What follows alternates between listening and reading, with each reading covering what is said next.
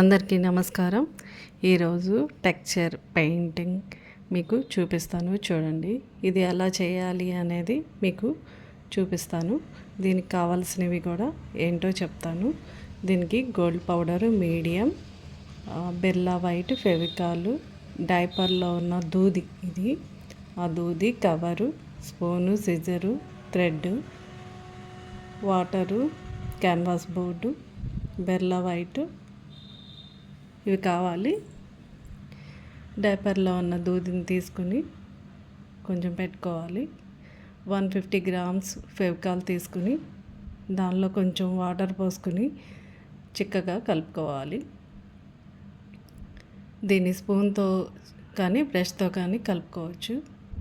బాగా మెల్ట్ అయ్యేలాగా కలుపుకోవాలి వాటర్లో. బాగా కలుపుకున్న తర్వాత దీనిలో మనం డైపర్లో ఉన్న దూదిని దానిలో వేసి బాగా కలపాలి. ఒక 2-3 మినిట్స్ కలపాలి. బాగా చిక్కగా అయ్యేలాగా కలుపుకున్న తర్వాత 150 గ్రామ్స్ బెల్ల వైట్ వేసుకుని దాన్ని కూడా కలుపుకోవాలి. అది గట్టిగా ఉంటే కనుక కొంచెం వాటరు మిక్స్ చేసుకుని కలుపుకోవాలి. కలుపుకున్న తర్వాత కొంచెం చిక్కగా అయిన పేస్ట్ని ఒక కవర్లో వేసుకుని థ్రెడ్ చుట్టాలి.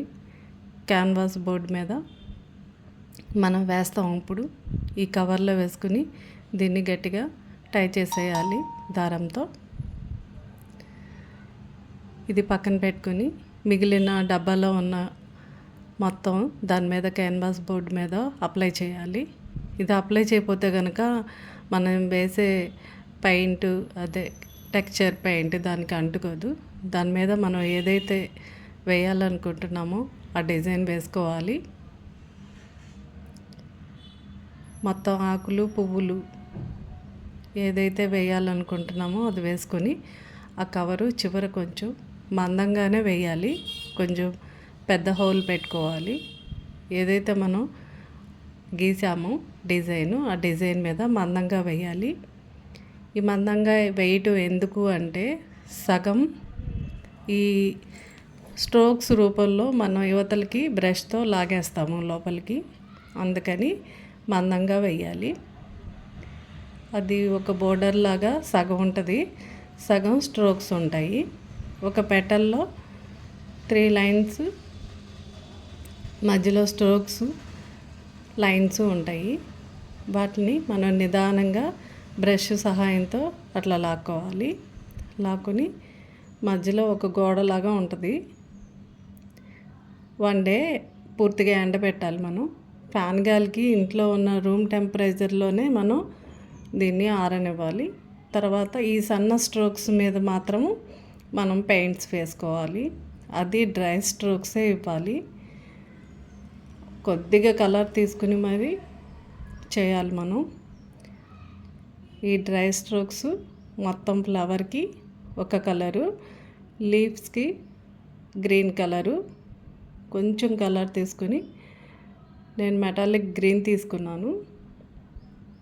మీకు నచ్చిన కలరు వేసుకోవచ్చు. దానికి పింక్, దీనికి గ్రీన్ తీసుకున్నాను. తీసుకుని మనం చక్కగా నీట్గా డ్రై స్ట్రోక్స్ ఇవ్వాలి.